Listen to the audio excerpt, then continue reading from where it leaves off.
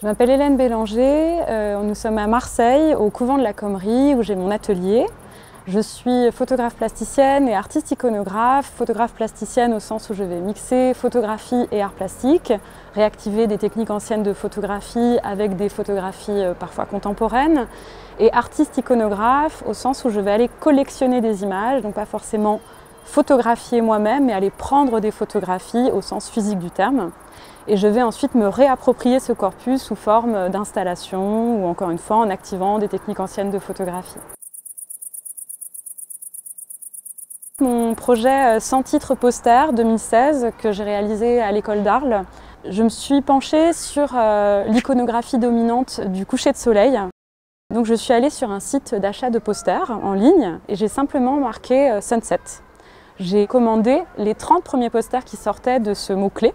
Les posters sont arrivés chez moi et j'ai réalisé qu'en fait il s'agissait plus ou moins toujours du même paysage. Chaque paysage était complètement décontextualisé, il était impossible de savoir s'il avait été réalisé en Corse, à Tahiti ou en Bretagne. Donc cette redondance dans les iconographies et cette impossibilité de placer en fait ces paysages m'a fait réaliser qu'en fait il s'agissait d'un seul et même paysage qui était représenté dans ces posters.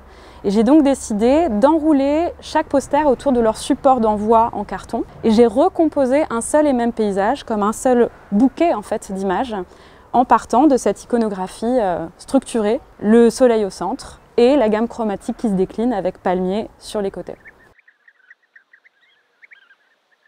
Un autre projet qui pour moi est assez iconique de ma manière de travailler est Birdwatchers, que j'ai réalisé avec le Centre d'art de Saint-Gervais-les-Bains. Là, je me suis penchée encore une fois sur un paysage assez connu de notre culture visuelle, qui est le Mont Blanc. Je me suis en fait intéressée aux autres représentations du Mont Blanc à d'autres époques. Je suis allée creuser dans les cartes postales, les affiches, les peintures, les gravures, les dessins. J'ai découvert des images du Mont Blanc que je ne m'attendais pas du tout à trouver. Le Mont Blanc était avant tout un espace de projection, de peur, de fantasme. J'ai donc créé une sorte de millefeuille d'images en partant d'une image la plus récente jusqu'à une image de 1810 d'un peintre qui s'appelle Louis Boulanger. Je viens donc activer ce millefeuille par une performance où je viens rouler les images qui sont imprimées sur des bâches et j'ouvre au fur et à mesure cette installation.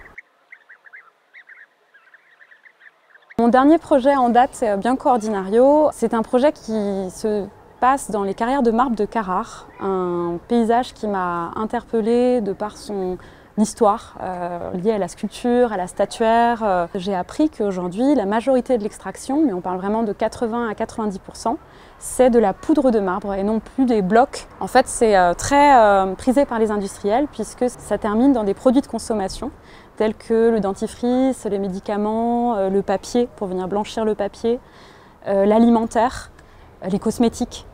On ne peut presque plus parler de carrière mais de mines de carbonate de calcium. Et c'est aussi un désastre écologique sur place puisque ça vient donc polluer les rivières avec ce qu'on appelle la marmettola, qui est donc en fait la poussière, la poudre de marbre qui vient sédimenter le fond des rivières et donc créer des problèmes d'inondation. Ça vient aussi tuer la biodiversité dans les rivières.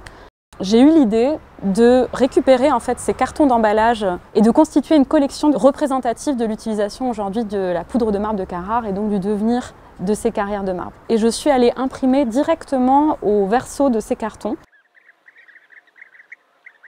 C'est donc une image d'archive de Michelino, le photographe de Carrare qui a documenté l'extraction du marbre entre les années 20 et les années 50. Et c'est imprimé donc sur un carton de dentifrice où on peut lire dans les ingrédients calcium carbonate. Donc, et d'ailleurs, si on est sur cette question d'aller blanchir les produits, on est face au produit parfait puisque White System, Carbone Attivo, celui-ci je l'ai récupéré en Italie, White System. Il s'agit à chaque fois d'images uniques, puisqu'il est impossible de reproduire exactement la même photographie sur le même carton. Et c'est un travail qui mêle à la fois photographie, disons, classique, plus documentaire, à un travail plasticien, donc presque sculptural, où la photographie est découpée selon le patron de l'emballage.